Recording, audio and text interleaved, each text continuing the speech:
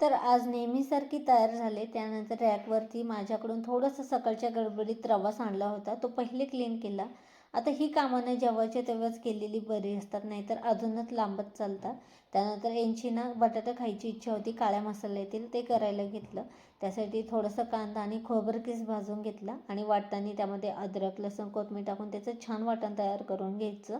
त्यानंतर छोटे छोटे बटाटे आणले होते मार्केटमधून, याला बेबी आलू म्हणतात, तर ते तळून घेतले. आणि त्यानंतर ना मसाला जो केला होता तो परतून घेतला आणि इथे फक्त लाल मिरची पावडर, धने पावडर, काळा मसाला, हळद टाकून परतून घेतलं. मीठ ॲड केलं, पाणी ॲड केलं वरतून आणि कोथिंबीर ॲड केली आणि तळलेले बटाटे ॲड केले उकड आली की पाण्याला आणि छान शिजेपर्यंत ठेवले. तुम्हीसुद्धा एकदा नक्की ट्राय करा. सिंपल अशी भाजी आहे गावरान पद्धतीने.